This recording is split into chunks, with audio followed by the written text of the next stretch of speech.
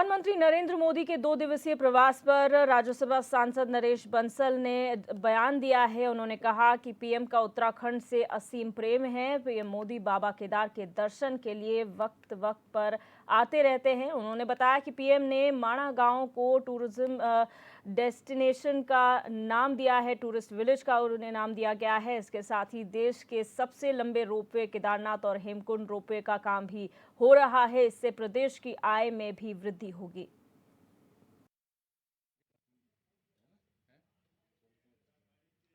निश्चित रूप से प्रधानमंत्री आदरणीय नरेंद्र मोदी जी का उत्तराखंड से असीम प्रेम है। बाबा केदार के दर्शन करने के लिए वो समय समय पर आते हैं और वहाँ के निर्माण कार्य के स्वयं मॉनिटरिंग करते हैं। जब भी आते हैं तो प्रदेश को कुछ ना कुछ देकर जाते हैं। 2 दिन का बहुत ही सफल दौरा रहा और हर प्रकार से, चाहे वो माणा में हुई सभा हो, सीमांत गांव है, उस सीमांत गांव से उस सभा के माध्यम से देश और विदेश को अनेक प्रकार के संदेश मोदी जी ने अपने भाषण में दिए हैं। माणा के गांव को टूरिस्ट विलेज में बदलने का संकल्प उन्होंने व्यक्त किया है और उन्होंने जो ये कहा है कि अब पर्वतमाला की बारी, जो योजनाएं हैं बॉर्डर एरिया की, सागरमाला और भारतमाला, उसमें देश के जो तटीय क्षेत्र हैं सागरमाला में और भारतमाला में जो बॉर्डर के क्षेत्र हैं हिमालय राज्य में, उन पर कनेक्टिविटी साधन बढ़ाने का काम और जो सीमांत गांव हैं उन सबको आबादी युक्त करने का संकल्प, वहाँ पर रहने की सुविधाएं बढ़ाने का संकल्प ये मोदी जी ने व्यक्त किया है। बाबा केदार के गर्भगृह की वीडियोग्राफी और फोटोग्राफी के कांग्रेस के एतराज पर सांसद नरेश बंसल ने कटाक्ष किया है। राज्यसभा सांसद नरेश बंसल ने मीडिया से बातचीत में कहा कि पीएम मोदी ने विश्व पटल पर भारत को अलग पहचान दिलाने का काम किया है और देव स्थानों के गर्भगृह के लाइव प्रसारण से विदेश में रह रहे लोग भी दर्शन कर आध्यात्मिक शांति प्राप्त करते हैं।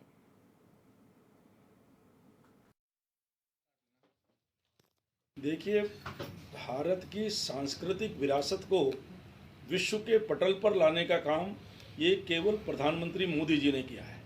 कांग्रेस के कोई नेता कभी हमारे इस प्रकार के आस्था स्थलों पर गए नहीं हैं, ना उन्होंने विश्व के अंदर इनको विश्व के पटल पर लाने का काम किया है।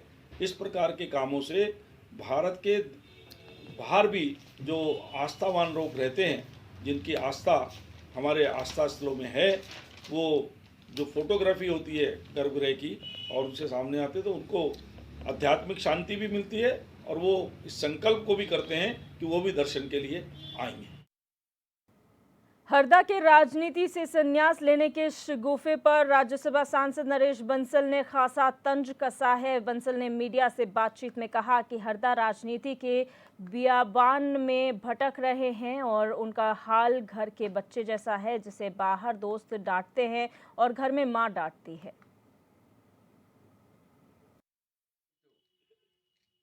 इच्छा शक्ति नहीं है, वो राजनीति के बियाबान में भटक रहे हैं। कभी वो राजनीति से संन्यास की बात करते हैं, कभी वो हर की पौड़ी पर कीर्तन की बात करते हैं। आज के अखबार में तो उन्होंने कहा कि मैं हर की पौड़ी पर प्राण दे दूंगा। तो इस प्रकार की अप्रासंगिक बातें वो कर रहे हैं।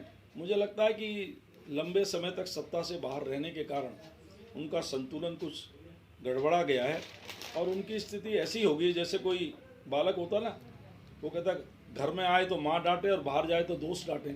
इसलिए वो दिल्ली जाते हैं तो वहाँ उनको कोई किसी भी प्रकार का समर्थन नहीं मिलता, किसी प्रकार की उनकी ओर कोई देखता नहीं। यहाँ आते हैं तो यहाँ के नेताओं में उनके खिलाफ उन्हीं की पार्टी के नेता बयानबाजी करते हैं, क्योंकि ना उनको यहाँ कोई बर्दाश्त कर रहा है ना वहाँ कर रहा है। मुझे लगता है कि अब धीरे धीरे वो रिटायरमेंट की ओर जा ही रहे हैं। वैसे वो कई बार रिटायरमेंट की घोषणा कर चुके हैं, पर सत्ता का लोभ उनको रिटायर नहीं होने दे रहा है।